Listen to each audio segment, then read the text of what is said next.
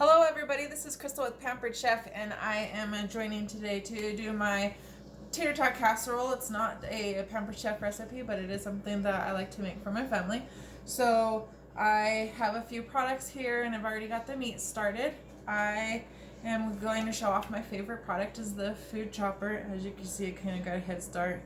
And then I have utility knife, and then the flexible mat, which is on Black Friday, still until the end of the month. So definitely check that out.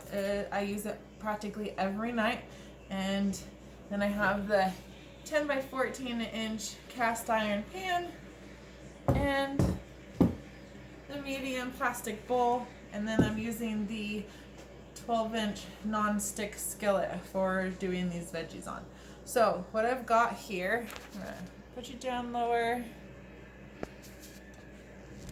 Try not to stop it. Okay, so I've got the food chopper, like I said, and we're just gonna cut up some celery and onions. You can do it as little or as much as you want for making it to the size that you prefer.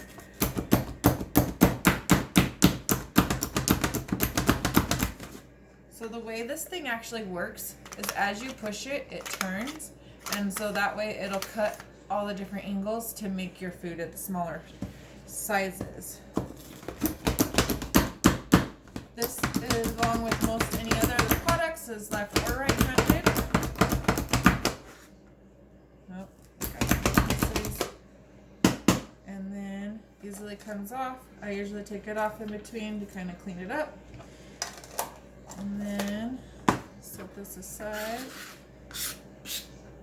I'll do the onions really quick.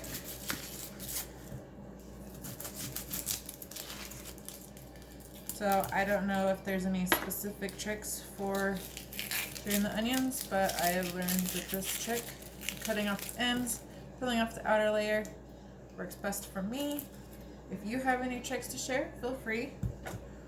I'm going to just cut it into quarters to fit into the food chopper the easiest. Get that skin off of there.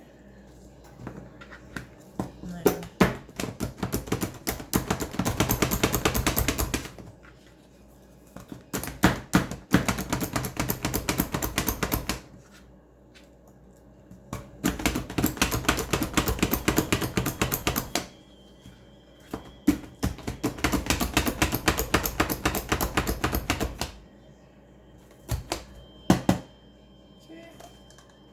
so like I said, I just take it off, and then this just easily comes off, and then I kind of just make sure I get everything out of there.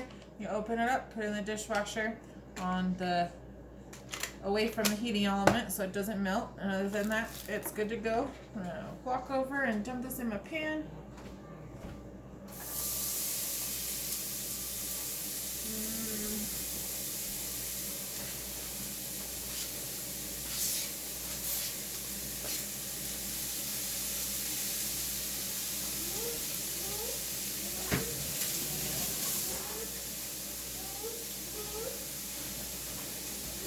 Alright, so now that I'm done with that, we do have a can opener, but I have been lucky enough to get a can that doesn't need one. Sometimes it's the simplest things in life that make things grand. And then I doubled my recipe, so I'm going to use double the cans. And that one's going to get me. So I've put that in there, and I'm going to get the meat put in here, and then the onions and celery when they're done. I'm going to go ahead and move you over to the stove.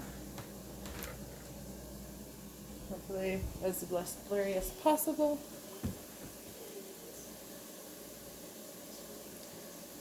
Alright, so I've got my meat here.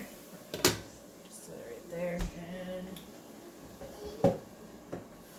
the mix and chop. It is one of my other top 3 favorite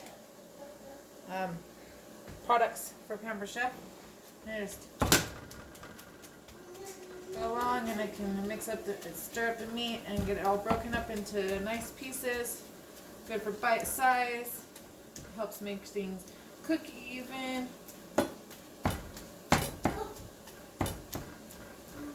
Oh. I can get it into small little pieces so that my little one can eat it, or I can keep it big and chunky, but I prefer it decently small. Like I said, you can do it however you want. There's many different uses for the mix and chop, and this is my most used way that I use it. More what? More what, Kai? More what? What'd you give her, babe?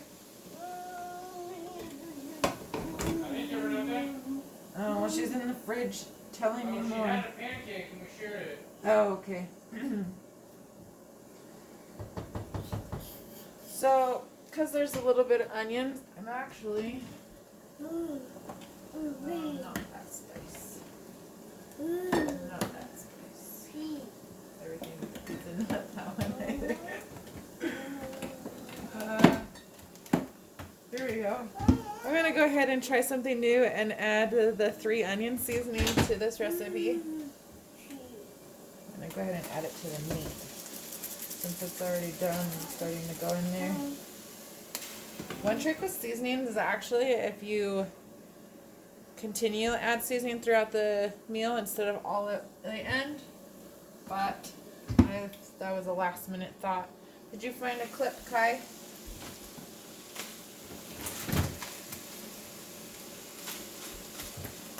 Oh, I missed a piece. Okay, we're gonna leave that on there and come back to that. Okay, so I've mixed the hamburger with this cream of celery soup that we had, and now I have the vegetables done, and I'm gonna mix it all into that.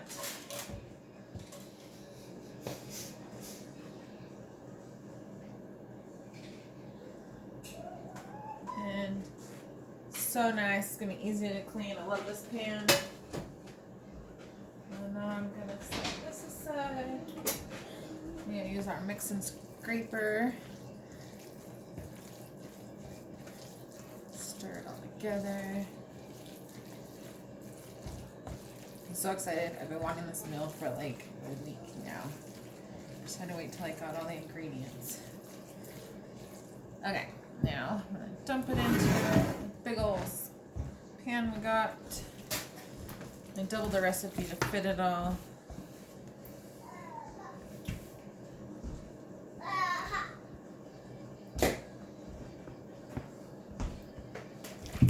I just layer it on the bottom, and lay it all out so that the whole pan is covered. Don't have to be all pretty or nothing. No perfectness. They're all gonna taste the same, right? Okay, then take tater tots because it's a tater tot casserole. I usually do about half of it. Or you can use a smaller bag, but buy in bulk you get better deals, right? Save better money that way. For most of the time, unless you're buying it and having to throw it away, then it's not worth doing that. A couple cents isn't worth throwing half the bag away. So you just kind of make it to where it's level around, and then I'm going to top it with some cheese, which I forgot to get it out.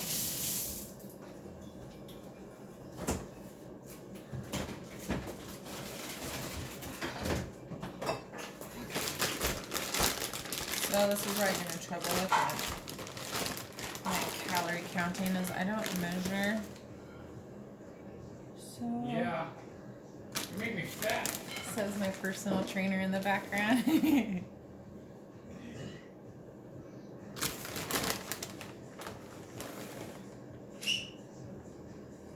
So it doesn't have to be super cheesy. However, we like cheese. So I kind of try not to go overboard, but try not to underdo it.